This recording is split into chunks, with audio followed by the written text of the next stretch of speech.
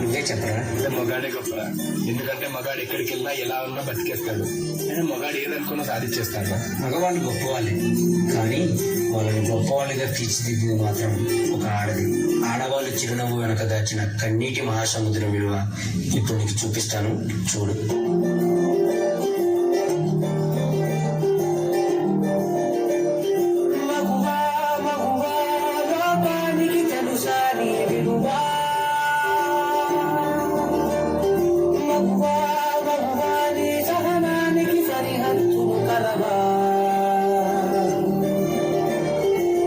అటు ఇటు అన్నింటాను జగమంతా అరుగులు తీస్తావు ఇంత బయట అనుపని రవంతా ఎనదే ఎనవంట వెలుగులు పూస్తాను వెళ్ళేదారంతా.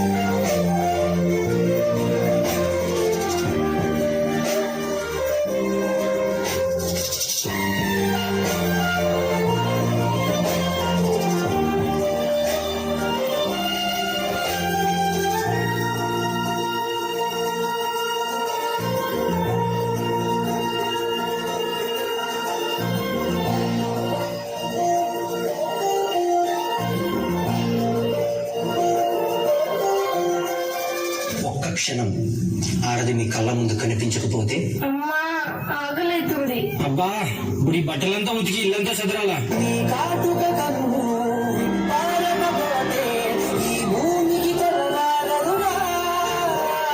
ఆ ఒక్క క్షణం ఆడవాళ్ళ విలువ తెలుస్తుంది.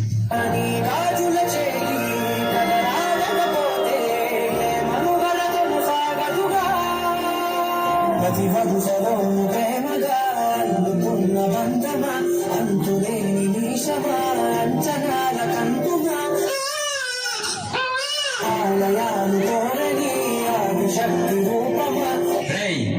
ఈసారి కూడా ఆ పనికి మళ్ళింది ఆడబిడ్డనే కంటే నా వంశం ఎక్కడితోనే ఆగిపోతుంది.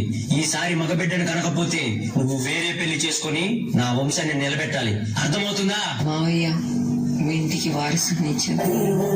జగతిలో దీపమే వెలుగునా గుణాలలో ప్రియ మగు పాలనలో ప్రతి ఒక్క మగవాడు పసివాడేగా. ఎందరి పెదవులలో ఏ చిరునవ్వున్నా ఆ సిరి మెరుపులకు మూలం వేగా.